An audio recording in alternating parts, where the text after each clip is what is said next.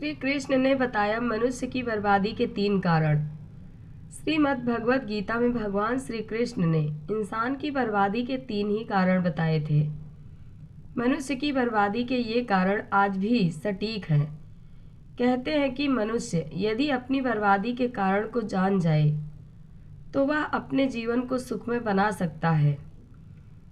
गीता में भगवान श्री कृष्ण ने बर्बादी के इन 3 कारणों पर विशेष बल दिया है। भगवत गीता के बताए गए मनुष्य की बर्बादी के 3 कारण आज हर मनुष्य को जानना चाहिए।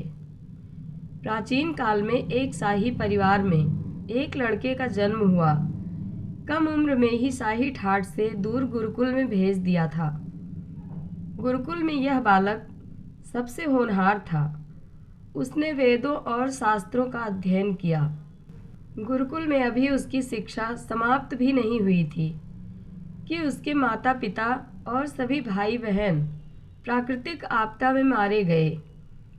शिक्षा समाप्त करने के बाद इस बालक ने प्रण लिया कि उसका सारा जीवन लोगों की भलाई में ही बीतेगा।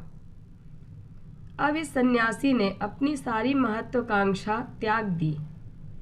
वह सांसारिक वस्तुओं को छोड़कर हिमालय के जंगलों में चला गया। उसने लंबे समय तक तपस्या की। धीरे धीरे इस सन्यासी की चर्चा सभी जगह होने लगी। उस राज्य का राजा बहुत ही क्रूर व्यक्ति था। राजा ने सन्यासी से भेंट करने की ठानी, जिसके कारण राजा उस सन्यासी से इतना प्रभावित हुआ कि उसने अच्छाई की राह पर चलने की ठान ली। राजा मन ही मन सोचने लगा कि अगर ये सन्यासी मुझे चंद मिनटों में ही इतना कुछ बदल सकता है तो यदि ये मेरे पास रहने लगे तो मेरी जिंदगी ही बदल जाएगी। इसके बाद राजा ने सन्यासी से अपने साथ चलने का आग्रह करने लगा। सन्यासी इसके लिए मान गए और राजा उन्हें साथ लेकर महल में चले गए। वहां राजा ने सन्यासी को शाही कमरे में भोजन करवाया। सन्यासी ने राजा का धन्यवाद किया और जाने की आज्ञा मांगी, जिस पर राजा ने कहा, आप हमारे बगीचे में हमेशा के लिए रह सकते हैं। सन्यासी ने राजा के प्रस्ताव को स्वीकार कर लिया।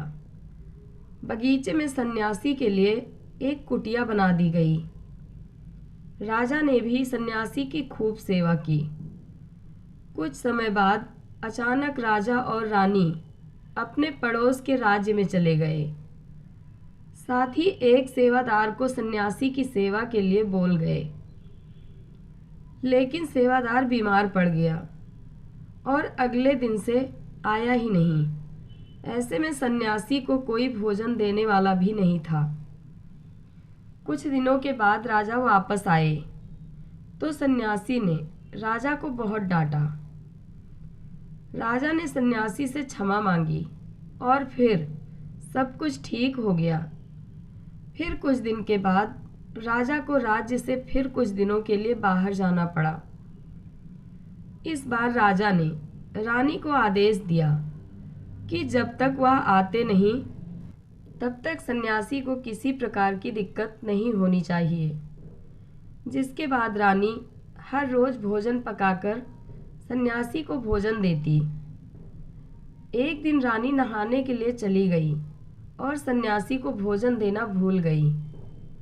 जब भोजन नहीं आया तो सन्यासी सोच में पड़ गया। फिर उसने खुद महल में जाकर देखा।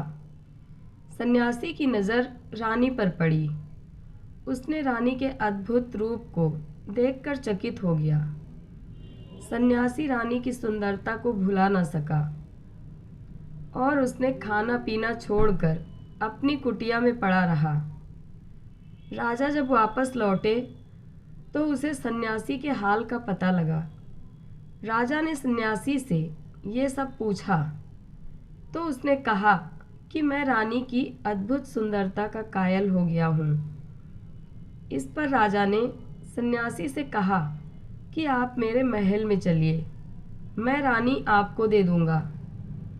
कुछ दिनों के बाद रानी ने उस सन्यासी से कहा कि आप क्या थे और क्या हो गए। आज आप वासना के कारण मेरे गुलाम हो गए। यह सुनकर सन्यासी को महसूस हुआ कि वो तो एक सन्यासी है। सन्यासी जोर जोर से चिल्लाने लगे और रानी से कहा, मुझे क्षमा कर दीजिए। इस प्रसंग का सार ये है कि जब इच्छा पूरी नहीं होती है तो क्रोध उत्पन्न होता है, और अगर पूरी हो जाए तो लालच बढ़ता है। जय श्री कृष्ण।